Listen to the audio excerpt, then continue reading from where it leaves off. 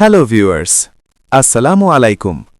আশা করি আল্লাহ তাআলার অশেষ রহমত ও করুণায় আপনারা সবাই ভালো আছেন, সুস্থ আছেন, নিরাপদে আছেন। আলহামদুলিল্লাহ, আপনাদের দোয়া, ভালোবাসা আর সহযোগিতায় আমিও ভালো আছি। আল্লাহর অশেষ শুকরিয়া আদায় করছি। প্রিয় ভাই ও বোনেরা, আজ আমি আপনাদের সামনে এসেছি একটি বিশেষ সময়কে সামনে রেখে, নতুন বছরের শুরুতে হৃদয়ের কিছু কথা বলার জন্য।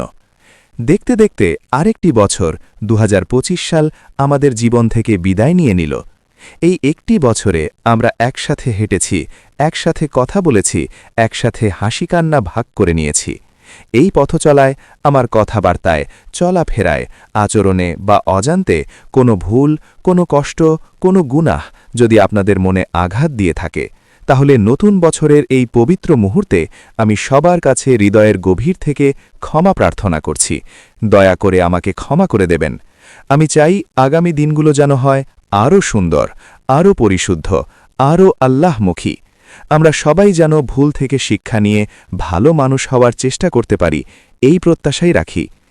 প্রিয় দর্শকবৃন্দ, আজ এই নতুন বছরে আপনাদের সবার জন্য আমার পক্ষ থেকে অনেক অনেক দোয়া ও শুভকামনা।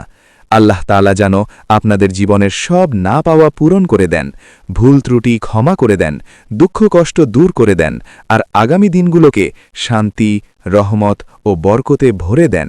আমিন।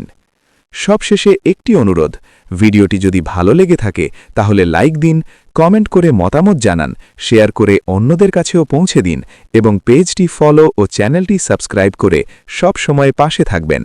এই কথাগুলো বলছি আমি, মোহাম্মদ আরিফুল ইসলাম, আর আপনাদের সামনে পৌঁছে দিচ্ছি আমার Facebook page Ariful Islamic TV এবং YouTube channel Ariful Islamic TV থেকে।